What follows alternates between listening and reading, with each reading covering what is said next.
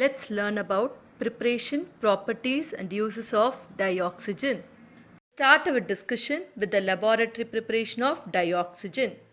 The first method to prepare dioxygen in the laboratory is by heating oxygen containing salts such as chlorates, nitrates and permanganates.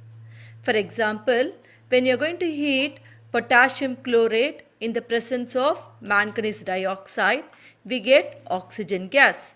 Similarly, when potassium permanganate is heated to high temperature, that is 488 to 508 Kelvin, we get oxygen gas. The second method is by thermal decomposition of the oxides of the metals low in the electrochemical series and higher oxides of some metals. For example, when silver oxide is heated, we get oxygen gas. The third method to prepare dioxygen in the laboratory is by catalytic decomposition of hydrogen gas.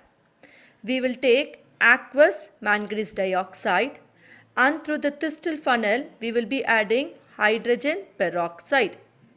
When hydrogen peroxide comes in contact with aqueous manganese dioxide, it gives out dioxygen.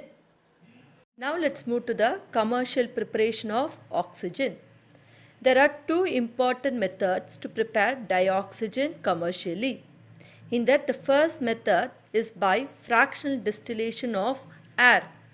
We know air contains 78% of nitrogen and 20.9% of oxygen.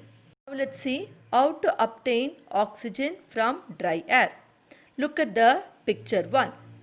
Dry air is first passed through the compressor. The compressed air is then passed through the refrigeration unit.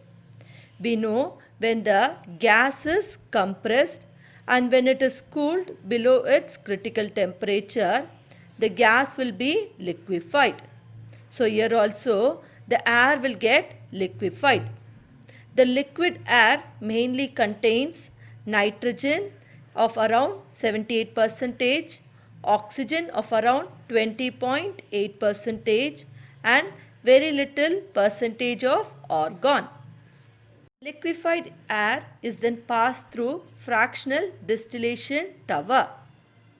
When we are going to heat the air to around minus 196 degree Celsius, the nitrogen present in the liquid air will boil and it can be condensed and it can be collected. When I am going to raise the temperature of liquid air to around minus 186 degrees Celsius, argon will evaporate and it can be condensed.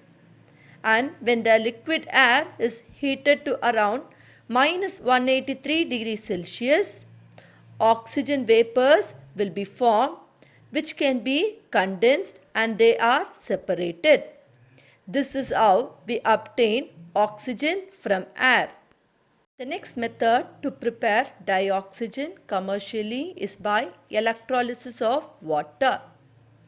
In order to do the electrolysis of water, we require an electrical power source and we require two electrodes or two plates which are of inert metals such as platinum, stainless steel or iridium.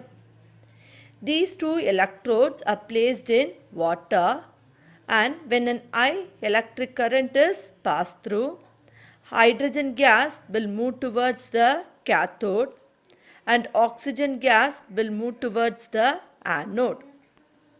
These are the important properties of dioxygen. Now let's discuss about the chemical properties of dioxygen. Dioxygen is a powerful oxidizing agent and can oxidize metals, non-metals and other compounds to the respective oxides. For example, if you take a metal that is calcium, it reacts with dioxygen to form calcium oxide. If you take a non-metal that is carbon, it reacts with oxygen to form carbon dioxide.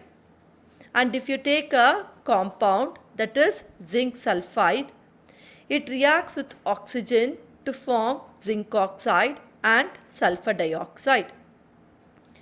If you take all these reactions, they are found to be strongly exothermic in nature.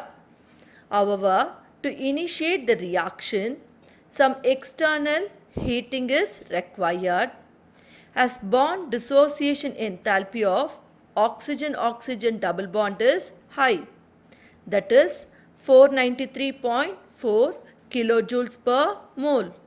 These are the uses of dioxygen. Students, kindly practice these questions in your notebook.